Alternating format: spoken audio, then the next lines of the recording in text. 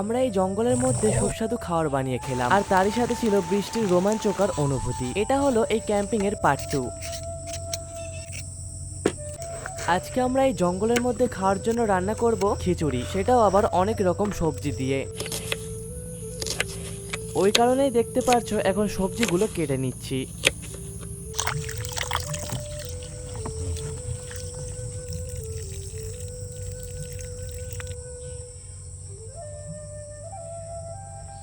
আমরা শুধু খিচুড়িই খাবো না, খিচুড়ির সাথেও কিন্তু আমাদের জন্য ডিমের অমলেট আর মাছ ভাজা আছে।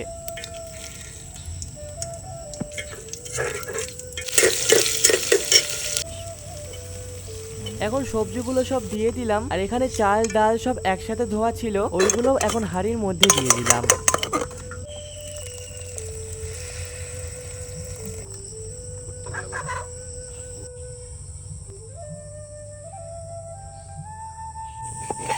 খিচুড়িটা ভালোই ফুটছে, দেখে মনে হচ্ছে খিচুড়িটা কিন্তু হয়ে গেছে।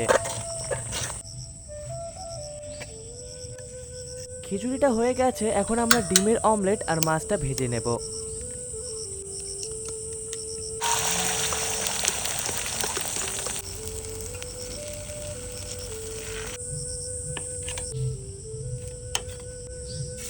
আমরা মাছগুলোতে কিন্তু বাড়ি থেকে হলুদ আর লবণ মাখিয়ে নিয়ে এসেছিলাম, তাই এখানে এসে মাছটা ভেজে নিলাম। ডিমের অমলেট আর মাছ ভাজার সাথে এই খিচুড়ির কম্বিনেশনটা কিন্তু বেশ ভালোই লাগছে। খাওয়া দাওয়া শেষ করতে না করতেই এদিকে দেখতে পাচ্ছ বৃষ্টিও শুরু হয়ে গেছে।